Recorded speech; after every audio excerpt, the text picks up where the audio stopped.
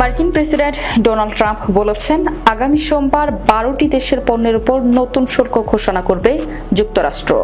শুক্রবার সাংবাদিকদের এমনটা জানান তিনি। খবর আনাদুল এজেন্সি। প্রতিবেদন মতে ট্রাম্প জানিয়েছিলেন তিনি এরই মধ্যে বেশ কিছু চিঠিতে স্বাক্ষর করেছেন, সেগুলো সোমবার পাঠানো হবে বলেও জানান তিনি। ট্রাম্প বলেন, আমি কিছু চিঠি সই করেছি, সোমবার তা পাঠানো হবে। সম্ভবত 12টি দেশে ভিন্ন ভিন্ন হারে শুল্ক আরোপের প্রস্তাব থাকছে এসব চিঠিতে। তবে কোন কোন দেশকে এই চিঠি পাঠানো হচ্ছে তা স্পষ্ট করে বলেননি মার্কিন প্রেসিডেন্ট। তার ভাষায়, আপনাদের জানানো হবে, আমি আগামী সোমবারই তা জানাবো। হোয়াইট হাউসের পক্ষ থেকে বিস্তারিত কিছু জানানো হয়নি। ট্রাম্পের ঘোষণায় সংশ্লিষ্ট প্রতিটি দেশের জন্য ভিন্ন ভিন্ন পরিমাণের শুল্ক এবং তার সাথে সম্পর্কিত বিবৃতি অন্তর্ভুক্ত থাকবে বলে মনে করা হচ্ছে।